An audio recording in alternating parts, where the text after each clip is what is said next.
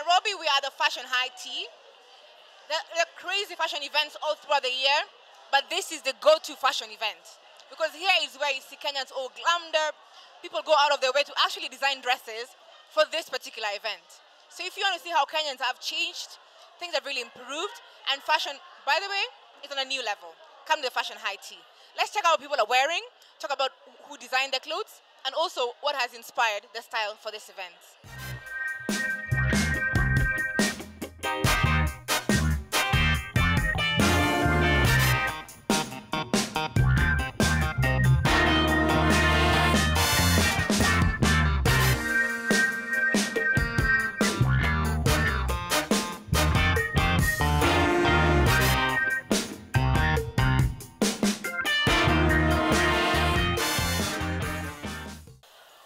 This is a very familiar face in the industry. You see him all glammed up in different outfits because he knows how to work it and make fashion look all new every time. What are you wearing today? Well, do you want the long or the short story? I want the long story. I don't know why the suspenders are happening.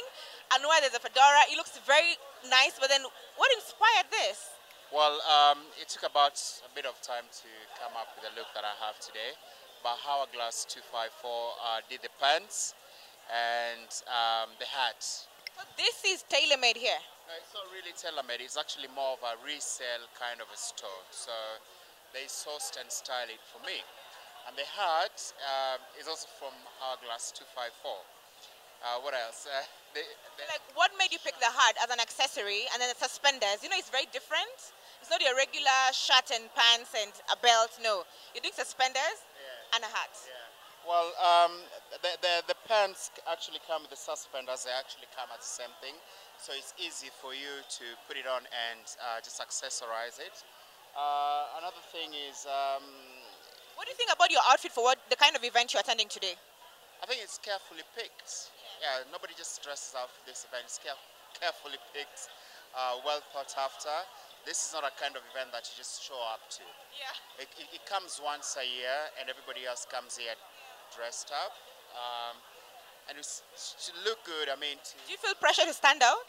There's a lot of pressure definitely to stand out here, because you definitely are standing out. You see somebody who's dressed better than you, and you feel like you should have stayed at home or done nothing, or just get drunk and go home. Yeah, but a bit of pressure, but it's good pressure though. This really works. It works, plus the shoes and these are boots? Yeah, these are boots. I actually got them from a shop called Piazza Italia at the Ibn... No, at the Ibn Battuta Mall in Dubai. Right. There are only two shops in the UAE, one in Ibn Battuta and the other in Abu Dhabi. So, you're a very stylish man. Thank you, Crystal. You're very kind. All right, enjoy the rest of the show. Men are all dressed up in fancy different outfits, are accessorized with hearts, or is it headscarves with chains? Fashion has become very unisex. Let's hear from some of the guests here. What are you wearing? I'm wearing Hourglass 254. That's a UK designer. So the name's London Baller, aka you already know what it is. So we're just doing our thing up in here, man. But let me ask you, what made you pick the headband, like the headgear? Headgear, like, you know, I'm just, like, I got dreadlocks, so, you know, we're just trying to keep the dreadlocks on check tonight, so, or today, so, as to put it, basically. So, yeah, just thought I'd wrap it up today, man. It's very interesting because most of the time the headgear would be, you know, like, very feminine.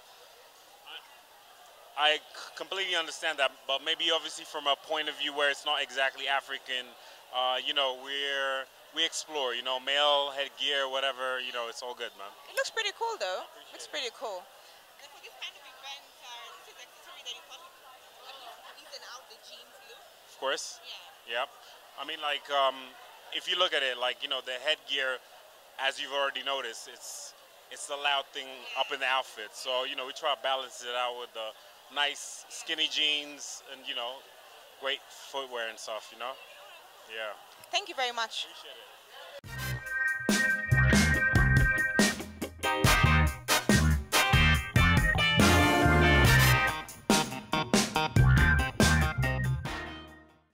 This is Kenya's top model, Delia. She's all glammed up for the Fashion High Tea. Delia, tell us about your outfit. My outfit, like basically my styling, everything head to toe, is always Hourglass 254. But just today, my headgear is from Drop of Hat because they're just here also showcasing for the fashion IT. But mainly my styling all day, every day is Hourglass 254. What does Hourglass 254 mean? Hourglass 254 is basically a concept. It's about music, fashion, entertainment. Because as you see, music and fashion, they go hand in hand. You can never have fashion without music. You never have music without fashion. So Hourglass is an outfit that has all that together. And tell me about your headgear. Like, what's the style? Like, what's the story behind that one? It's so big. It's like you can notice it from a distance. Then it makes your outfit look very feminine. Exactly, because why I chose the headgear is because my outfit today was like quite, let me use the word basic for lack of a better word. So I needed something very bold, something that stands out to complement it. It looks very, very nice. What do you think about your outfit and the event? Like when you're picking your outfits, what do you put in mind considering the event? A lot of times I don't even do it. Well, I never do it. Because I have a stylist from basically Hourglass 254 and they do everything for me. So you just go there, try out the clothes, and you're good to go. Yeah, of course. They'll get the theme of or the dress code of the event, and then that's it. Yeah. All right, thank you very much.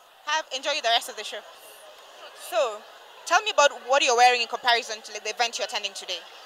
Well, I'm from South Africa, so I got an invitation to come, and I was like, what's it like? And you know how men are, they never really tell you what it is. Though, if I were, my look is quite androgynous, very classic, so, you know, it's not like feminine, but it suits. So it could be black tie, but it's an androgynous look, and it's classical, and I think it fits, because it's also a daytime event. You could consider this just a long blazer. Yeah, and elements of vintage. It's a bit of a vintage look, yeah.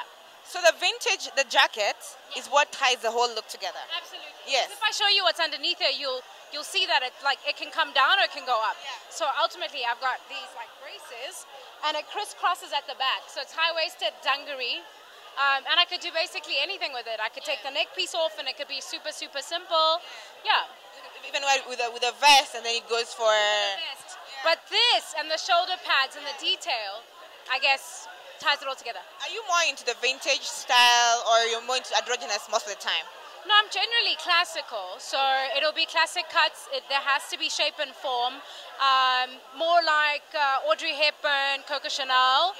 So you will find certain vintage things. They're like high-waisted skirts, you know, the kind of high, what do you call that thing? A pencil skirt, that kind of thing. I wear a lot of black, very sort of Janelle Monáe, red lipstick.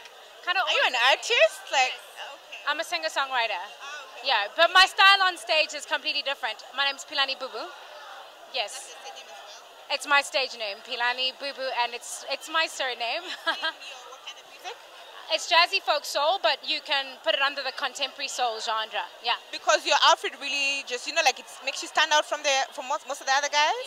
Because it just shows that this is a different person. This is an artist, and she actually thought through her outfit, as opposed to just throwing a dress on and you're good to go. I love it, and I think it's the shave and the big bun. It just generally tends to draw some attention. What do you think about the event now that you're not from here? Like, what do you think, since you've just come for the first time today? Yeah, it's my first time. I think it's good to see a certain side of Kenya. Like, while you're busy with business or whatever it is you're doing, you see people just kind of running around. But this encapsulates them. It shows you what the community is, what the society looks like from, you know, kind of middle to upper, and the style, the sense of style, you know. And I think there's a lot of Oriental influences in the Kenyan style with some Afro fusion. So it also tells you the heritage of Kenya. So yeah, it's good. Thank you for coming, and enjoy the rest of the show. Will do. And I love your style. It's amazing.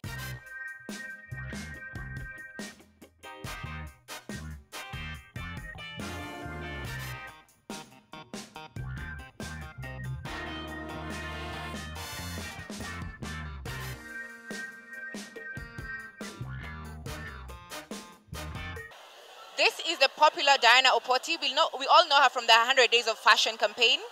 Tell us about what you're wearing for this major fashion event.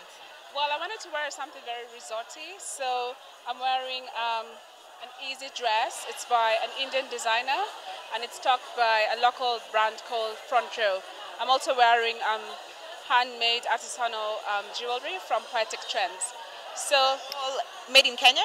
no, none of what I'm wearing is made in Kenya, but they're all independent brands. So part of my ethos is to support small independent brands wherever in the world, but I have 70-80% bias to African designers. Yeah. So today is not African fashion, is it?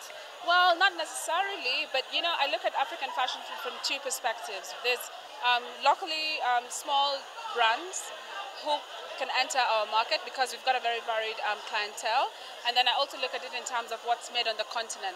But there's also a big argument about African designers manufacturing either in India or Hong Kong, or so there's not one definition, but it's definitely supporting the small independent brands.